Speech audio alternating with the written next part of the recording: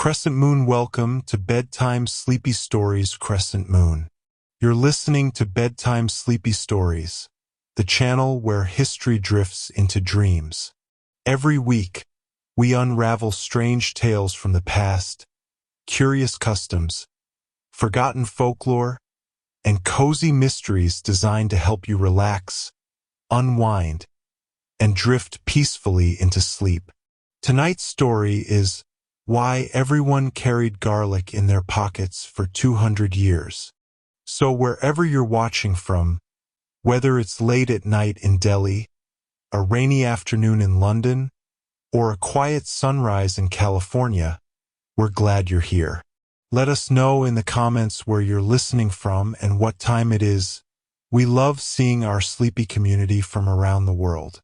If this story made your eyelids a little heavier or your imagination wander far away, give it a like, leave us a comment, and don't forget to subscribe for more sleepy storytelling. Now take a deep breath, tuck that garlic clove safely in your pocket, and let the story carry you into the night. Waning crescent moon. You would smell it before you saw it. Not the garlic itself, never that directly. Garlic was clever. It lingered in the seams of jackets, in the folds of old linen, in the dusty creases of leather coin purses. It drifted on the wind like a memory you couldn't quite place. It was part of the scent of the street, beneath the smoke from hearth fires and above the sour breath of the river. It clung to grandmothers and beggars alike, a perfume of the people, strangely revered. No one questioned it aloud anymore. Children learned the habit before they could speak in full sentences. A clove in your left pocket, whole and unpeeled. The poor might use a shriveled sliver or the papery skin if that's all they had. But the presence mattered more than the potency. You carried it always like your name or your shadow. And if you dared ask why, if your curiosity got the better of you and you raised your hand in a classroom or your voice in a market, you would not be met with silence. You would be told a story. Many stories, in fact. The one about the boy who forgot his garlic on the day the wind changed, and how they found his shoes neatly placed beside the village well. Or the tale of the widow who tried to bury her grief by burying her cloves. The next morning, her house had vanished. In its place stood a cold circle of stone and a trail of crows, pecking at something pale and soft. But the most common story was always the same. A village long ago, older than maps and wiser than the stars, where people laughed too loudly and slept too well. A place that forgot to be afraid, until something came. That something had many names, none of them spoken above a whisper. The Witherkin, the Hollow Guest, the Sickle-eyed Saint. No two versions agreed on its shape, but all agreed on what it did. It knocked, only once, always at night, always on the third door from the hearth. And those who answered, well, they never answered again. So the villagers begged their old herbalist, who knew the roots of things. And she, bent as a question mark and reeking of wild onions, told them the earth itself recoiled from garlic, that its blood was the sun's last gift to mortals. Carry it? She croaked, pressing a bulb into each trembling hand. And it will not follow you home. So they did. And they told their children. And their children told theirs. And now, 2 centuries later, no one quite remembers the details, but every pocket still holds a clove. Even yours. Even now. Even tonight when you hear the knock. The knock came again. It was not loud. That was the worst part. It didn't rattle the windows or shake the shutters. It was soft, almost polite. 3 slow taps against the wood of the door, spaced like breath. As if whoever or whatever stood outside, wasn't in a hurry. Emmeline froze, spoon halfway to her lips. The stew had gone cold anyway. Her cottage sat at the edge of the village, the last one before the woods swallowed the road. Beyond her door was nothing but bramble and birch, and beyond that, the old path no one walked anymore. She had moved here for quiet, for solitude, for distance. But distance, she was learning, worked both ways. She stared at the door. Her fingers crept to her left pocket. The garlic clove was still there, smooth and papery under her touch. She hadn't forgotten. She never forgot. Not after what happened to her father. Not after the shoes. Another knock. This time it echoed strangely, as if the air itself had grown hollow. Emmeline stood, slowly, setting her spoon down with deliberate care. The knock did not come again. It never knocked more than 3 times, the stories said. Never 4. The 4th was your own heartbeat, ringing in your ears. She stepped lightly toward the door. The fire flickered behind her. Shadows danced on the walls. Her hand hovered near the latch. Her breath misted in the air, inside the house. That wasn't right. The hearth was still burning, but the room was growing cold, as if someone had opened a window to winter. She did not open the door. No one ever did, not really. Not on purpose. Instead, she pressed her ear to the wood. Silence. But not the safe kind. Not the kind full of sleeping trees and owl calls. This silence was waiting, watching. And then, a whisper, right by her ear, right on the other side of the door. Wrong pocket. Emmeline stumbled back, clutching her chest. She pulled the garlic clove from her left pocket and stared at it. Whole, unblemished. She reached into her right pocket. Empty. Her knees nearly buckled. She always carried 2. Always. But tonight, somehow the right one was gone. Outside, something exhaled. A slow, long breath like dry leaves brushing together. Then the doorknob turned. The brass knob creaked as it moved, slow, deliberate, with the certainty of someone who knew you were listening. It didn't rattle, didn't struggle. It simply turned, as if the door were theirs by right. Emmeline couldn't scream. Her throat had collapsed into silence. Her eyes locked on the twisting knob, watching it tick past center, waiting for the latch to pull free and the door to open inward. It never did. The knob turned all the way, then stopped, and stayed there. Nothing entered, but the cold deepened. Behind her, the fire sputtered. The flames grew long and blue. Shadows shrank to sharp needles across the wooden floor. Emmeline took a step back, garlic clove still clenched in her left fist. Then another. Her heel knocked a copper pot from the hook by the hearth. It clattered across the stone and rang out like a bell in a mausoleum. The sound seemed to shake something loose in her. She moved fast.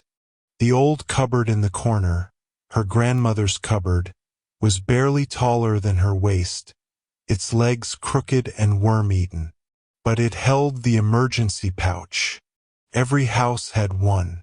In towns that remembered the old stories, in homes that never trusted good fortune to last, it was law.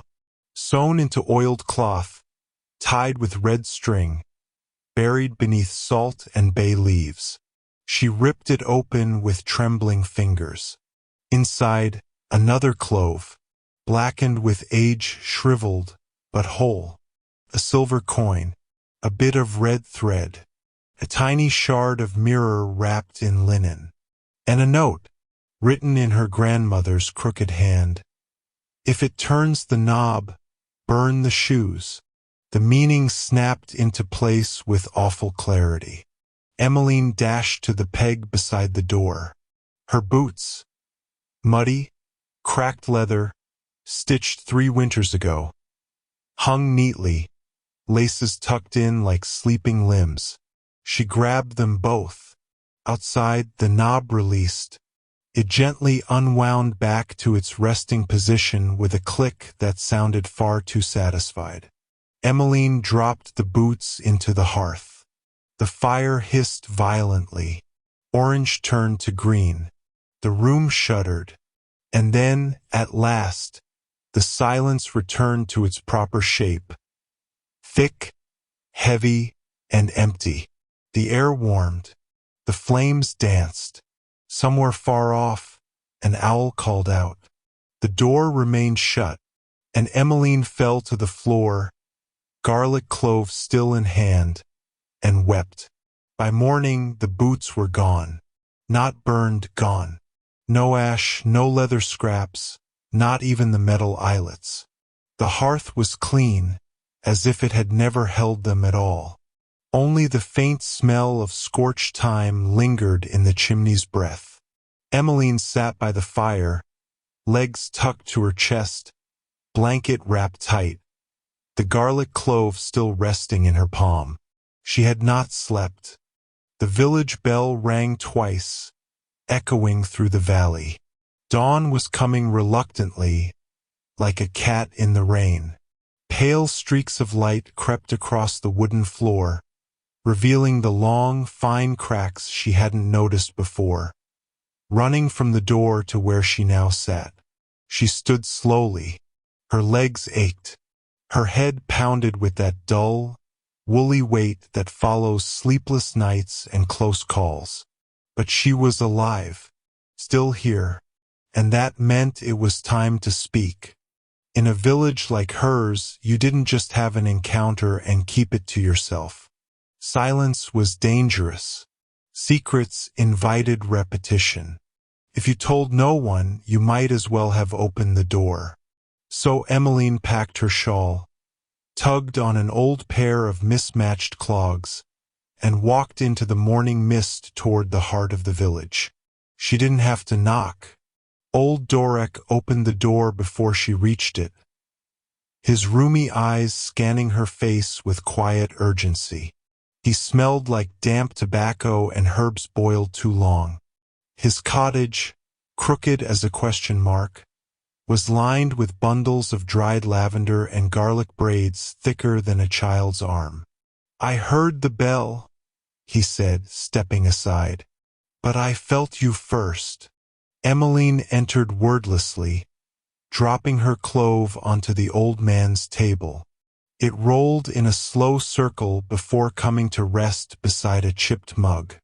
"I burned the shoes," she whispered. Dorek's expression didn't change, but his shoulders shifted, as though some heavy thought had climbed onto them. "Left or right pocket?" he asked. "Left," she replied. "The garlic was in the left." Dorek nodded, rubbing the stubble on his chin. "It always chooses the side you forget. That's how it tests the remembering." He pulled a scroll from a wooden drawer, one of the old maps, marked with circles and faded warnings. "You've been noticed now," he said grimly. "That means we have to move quickly, before it tries again." "Before what tries again?" Emmeline asked. Dorek looked at her with eyes too old for the room's light. "The one that walks like a man," he said softly, "but smells like nothing at all." The fire snapped in the hearth, and Dorek's voice fell into a hush. "It has names," he said, "but each time we say one, it learns something new. So we call it what it isn't. We call it absence." He traced a gnarled finger across the faded parchment, circling a black smudge where Emmeline's cottage would be. Around it were other circles, smaller, fainter, like bruises beneath the skin of the land. "Every few years it moves," he went on, "shifts to a new place, new village. Same habits. Always knocking. Always watching. Always waiting for someone to forget. Emmeline sank into the crooked chair by the hearth. Why me? Doric shrugged, the motion heavy. You were at the edge. It likes the edges. It likes the ones who are quiet, who won't be missed until morning. But you remembered, girl. Even halfway. He pointed to a mark near her cottage. Tiny X. What's that? Doric's mouth thinned.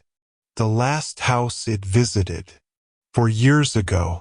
Child left her clove in the cradle instead of her coat. Whole family vanished. Baby's name was Willa. Emmeline's breath caught. She remembered the story. Everyone did. A sad tale softened by time. But she hadn't known it happened there. So close. She leaned forward. What do we do now? Doric turned the map, revealing the back.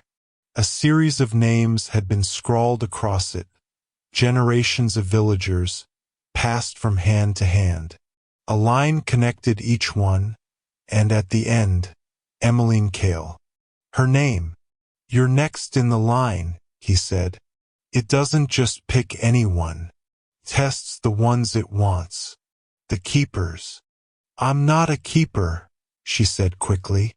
I'm a weaver. I mend things. And what do you think keepers do? He asked, eyes narrowing. They mend the memory of things. And what do you think keepers do? He asked, eyes narrowing. They mend the memory of things. He stood slowly, as if a new stiffness had settled in his bones. From the shelf, he lifted a small, iron-bound book and handed it to her. Its leather cover was scratched and peppered with burn marks. This is the list of the forgotten. Names, rules, warnings. You carry it now. You walk the line. Emmeline stared at it. What happens if I refuse? Doric's voice dropped to a whisper. Then it keeps knocking. On doors. On hearts. On the walls between dreams. And one night, someone opens it. The fire flickered again. This time it wasn't the wind. The book was heavier than it looked. Emmeline turned it over in her hands. The leather was old, soft in places and brittle in others like dried skin. No title on the cover. No de Keraschen. Only the faint trace of a handprint burned into the back, as if someone had once tried to throw it into a fire, but the fire changed its mind. She opened it slowly. The first page was blank, except for a single line written in a spidery, ink-faded hand. To forget is to feed it. Beneath that, a list of names, not arranged like a family tree or a ledger, more like a prayer. Each name separated by a tiny red mark. Some were crossed out. Some weren't. Near the end of the list was Doric Vaughan, and under his Emmeline Kale. Her name had been added in charcoal, not ink. Temporary like a trial. She looked up. You put me in this before I even came here. Doric nodded. It watches. We prepare. She wanted to laugh, to shout, to throw the book into the hearth just to see if it really wouldn't burn. But she didn't. Her hands were steady. Her heart wasn't, but her hands were. And what exactly does a keeper do? She asked. Doric reached under his table and pulled out a thick bundle wrapped in oilcloth. He unrolled it carefully to reveal tools. Bundles of herbs, lengths of red thread, dried bones etched with runes, small jars of ink, salt, ash, and something that looked disturbingly like teeth.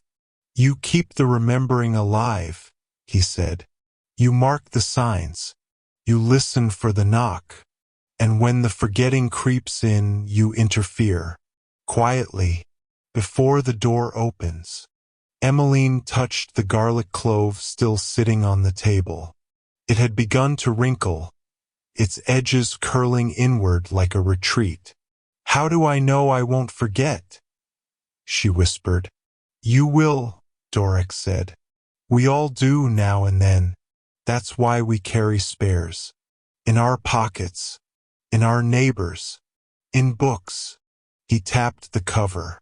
"And if I refuse?" "You won't." He looked at her, truly looked. "Because you heard the whisper and you're still here. Most people break before the breath." Emmeline closed the book and tucked it under her arm. "Then I start tonight." Doric smiled faintly. "You already did." Outside, the wind had changed. It wasn't blowing toward the village anymore. It was circling, as if searching for a new door. By nightfall, Emmeline had lit her hearth with rowan wood, just as Doric instructed. The scent was sharp, resinous, not pleasant but unmistakably alive. It clung to her skin and soaked into the walls.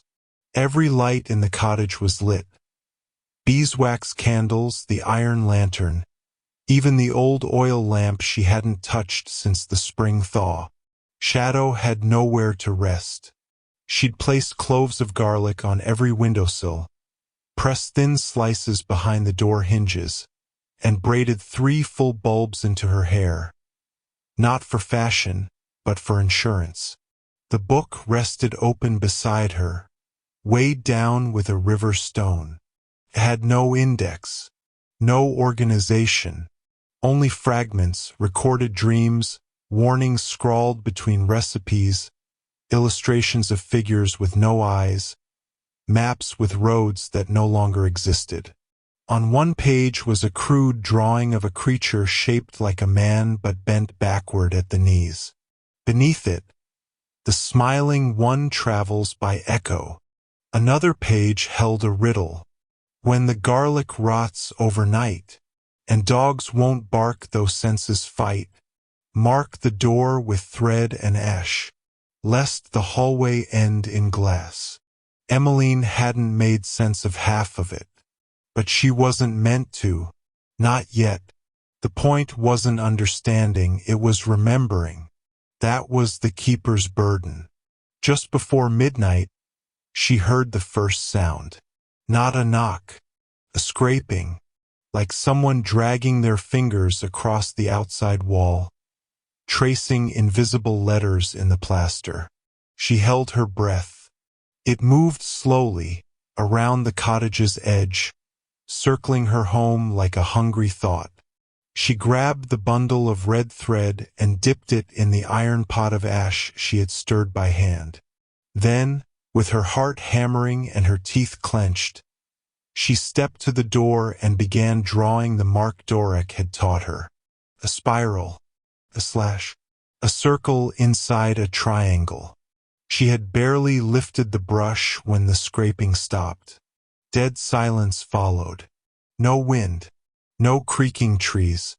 And then, soft as a sigh, came a voice from beyond the door. Not loud, not angry, just there. "You can't keep them all." Emmeline closed her eyes. Not in fear, but in memory. She dipped the brush again, drew faster. "I don't have to," she whispered. "Just one more night." The silence lingered, watching, waiting. Then slowly it retreated, one heartbeat at a time. By morning, the thread mark had faded from her doorframe, as if the ash had been gently brushed away by invisible fingers. Emmeline ran her hand over the wood, smooth, warm to the touch. No sign of last night's ritual but the smell of charcoal in her skin and the steady ache in her shoulders. The knock had not come. That was good, but it meant it had gone somewhere else. She made her rounds before the sun fully crested the trees. The village still slept, but the crows were louder than usual, circling low over the eastern fields.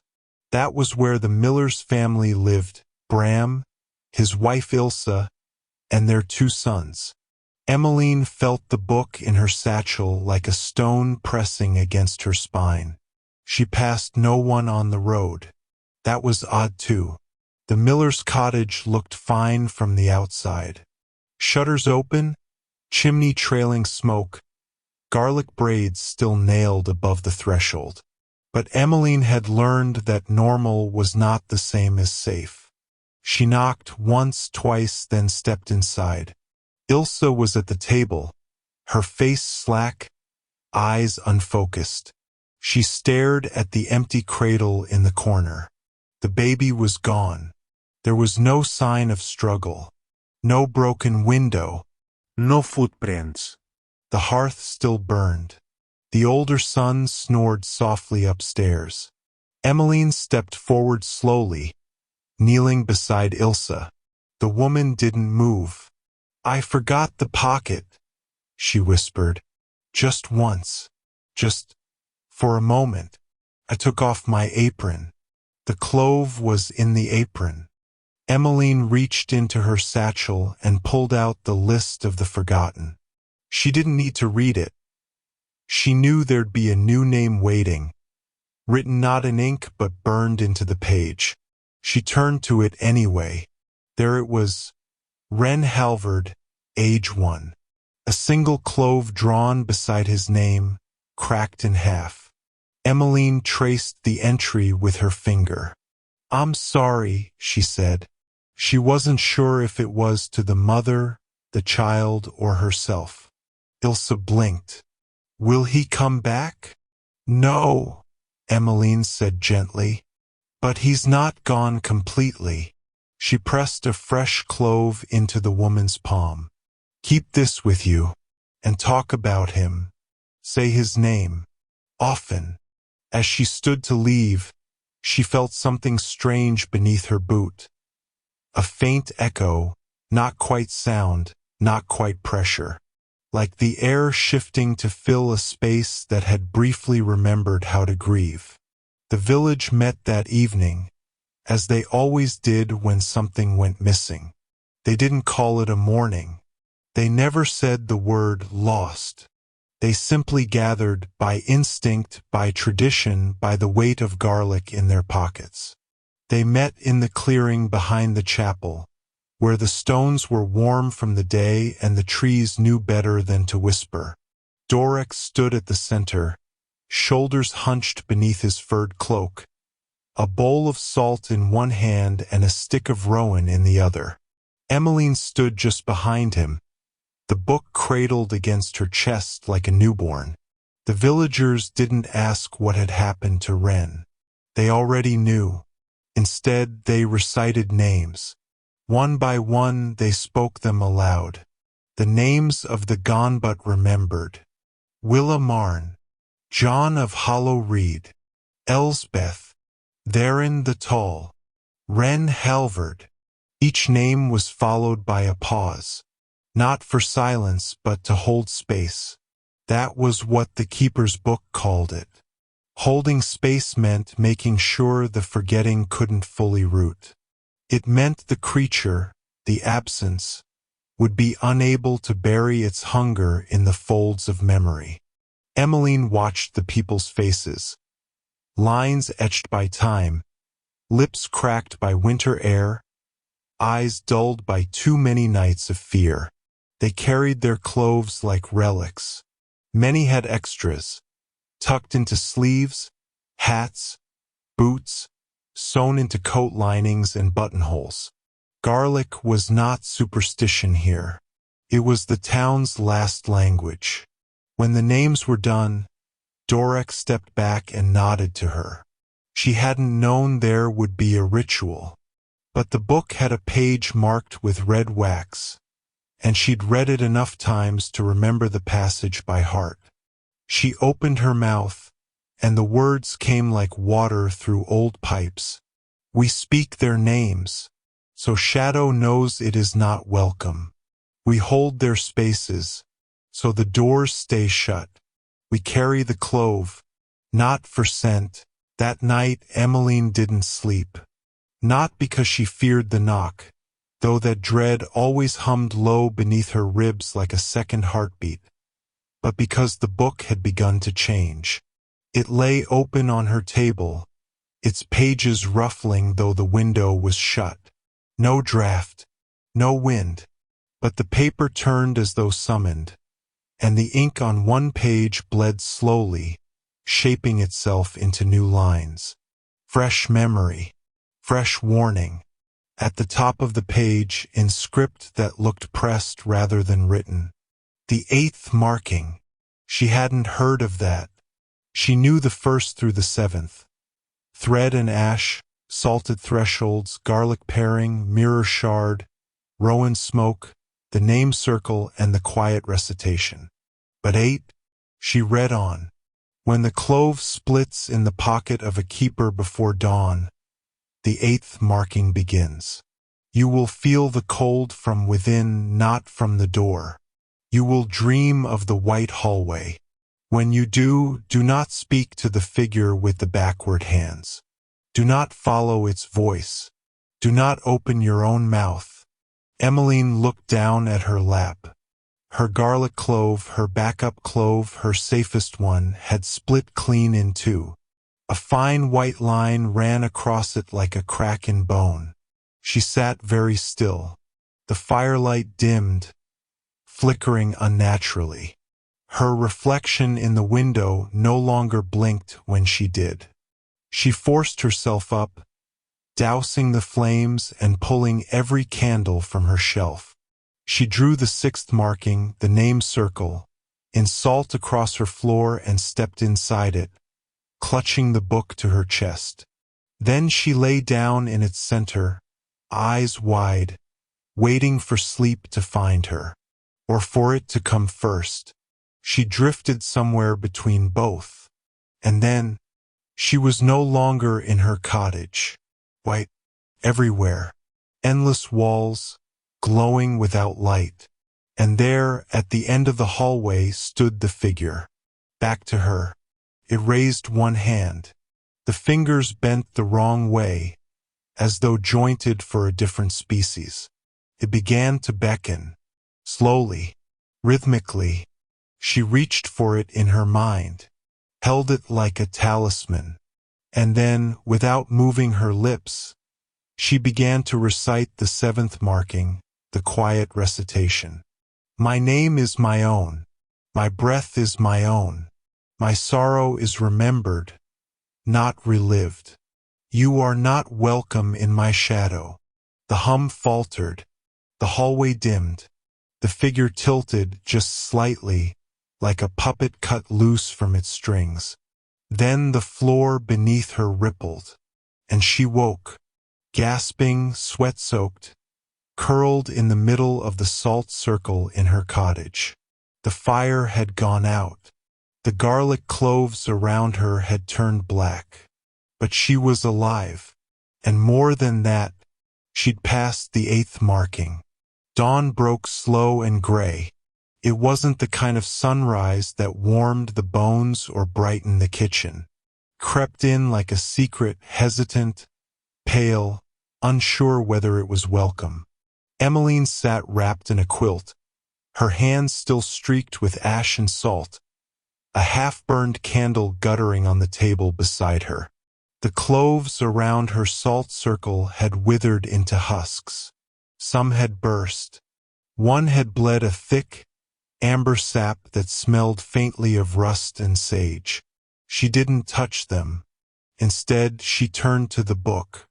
The page with the 8th marking had changed again. Beneath the warning about the hallway, a new line had been scrawled in the same tight, angular script she'd seen before. The 9th comes only once per keeper, if it comes at all. There was no elaboration, no clue. She closed the book slowly and stared out the window. The road beyond her garden looked unchanged. Chickens stirred in a neighbor's coop. A boy chased a cartwheel through the mist. Life continued, as it always did, in the strange hush that followed the passing of something most would never name. Then came a knock, not on her door, on her window, a single soft tap. She didn't move right away.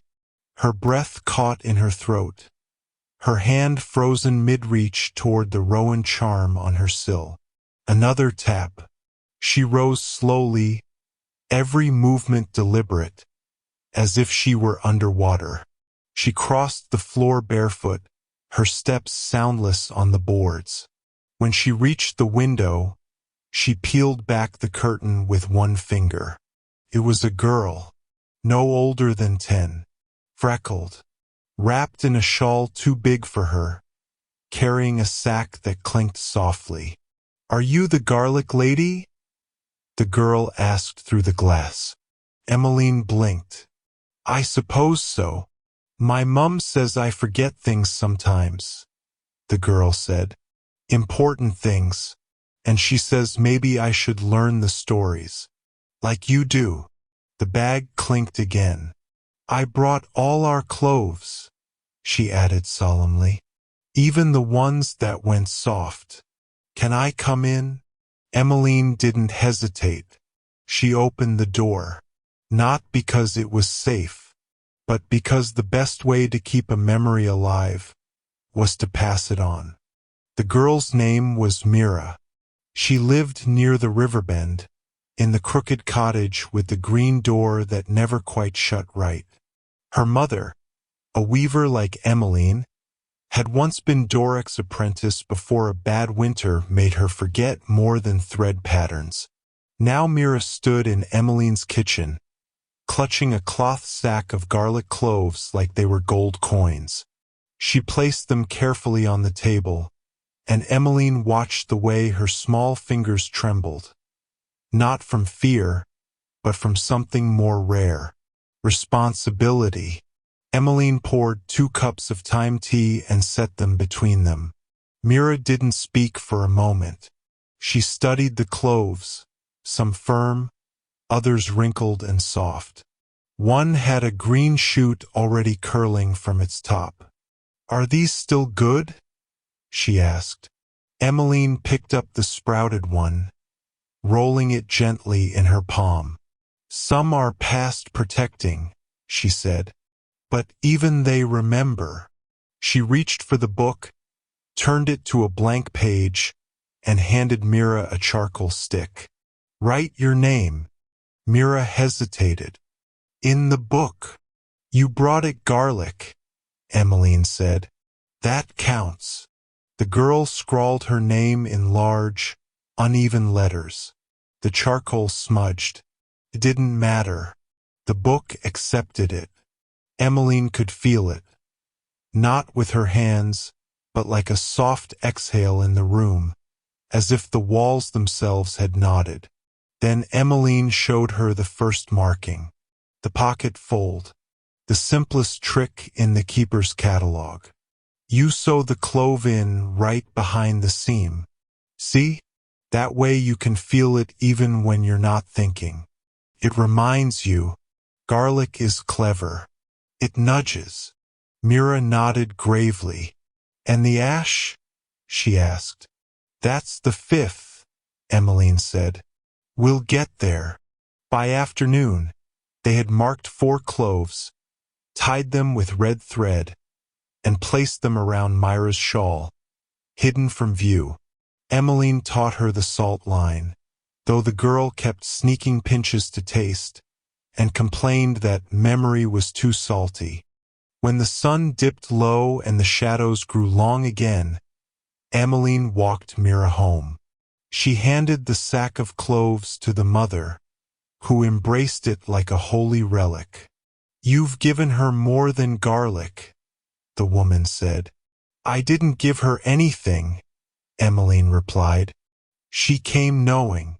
Behind them, the road curved into shadow, and somewhere down it, far beyond hearing, came the first knock of another story, still waiting to be told. That night, Emmeline slept, not deeply, but truly. No dreams. No whispering hallways. No backward-handed figures waiting at the edges of her thoughts. Just the slow rhythm of her breath and the soft creak of the beams as the house settled into the quiet. She awoke before dawn, not because of fear, but because the silence had changed shape. It was the kind of silence that came before a first snowfall, the world holding its breath, unsure whether to exhale. The book was open on her table again. Another new page, blank save for one sentence scrawled in red. The ninth comes in sleep or silence. Be still. She stared at it for a long time. Then she stood, wrapped herself in her cloak, and stepped out into the cold. The village was asleep, windows dark, chimneys quiet. Even the roosters were silent, as though they too had been warned. She walked past shuttered homes and slumbering lanterns until she reached the tree at the village's edge. The old ash tree, gnarled and bent, where names were sometimes carved in secret lovers' initials, the lost, the remembered. There, at its base, stood Dorek. He looked thinner than usual, grayer, as if something had drained a little more from him than usual. "You felt it?" he asked. Emmeline nodded. "The ninth is near." He exhaled slowly. "I was hoping it wouldn't come in your time." "What is it?" Dorek was quiet for a long while. The wind pressed between the trees, but didn't speak. "It's not a knocking," he said at last. "Not a figure. Not a face or a dream." He turned to her, eyes hollow but burning. "It's a forgetting, a real one. It doesn't come to take someone, it comes to take everything. A wave of absence. If it passes through a village and no one holds the thread, the whole place vanishes. Roads, trees, names. Even the sky forgets there was something there." Emmeline's mouth felt dry.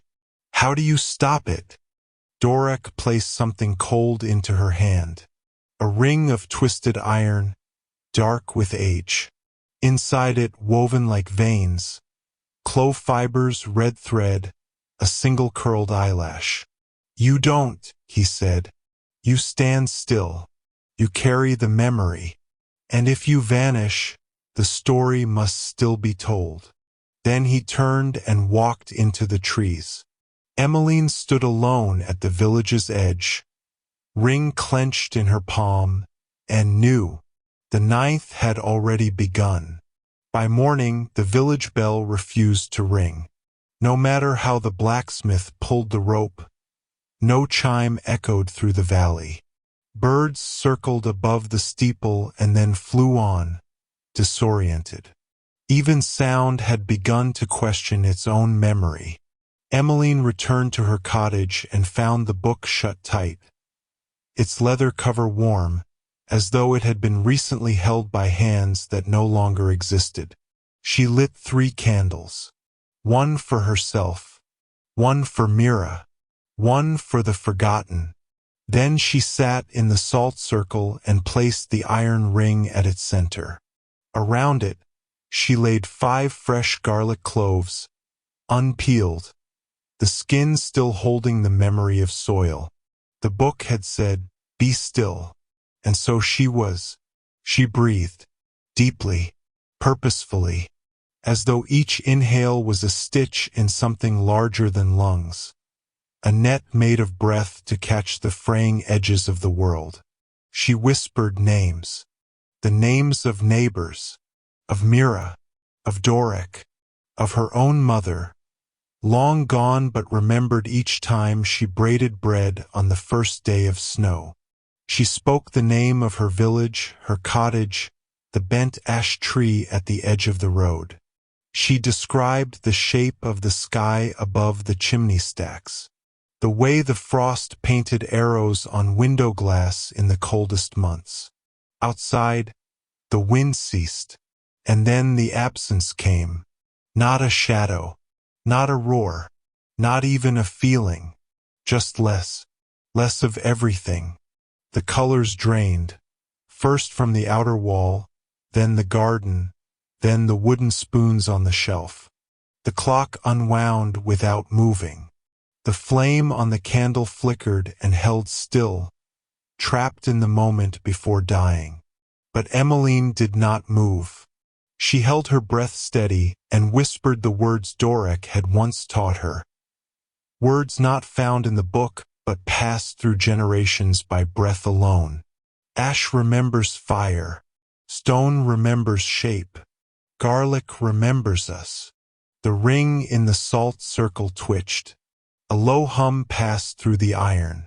Then the absence leaned in, and she saw it, not with her eyes, but with something behind them. A vast, shifting hollow. Not evil, not cruel, just hungry, turned toward her. But there she sat, unmoving, remembering, and for the first time in 200 years the ninth hesitated.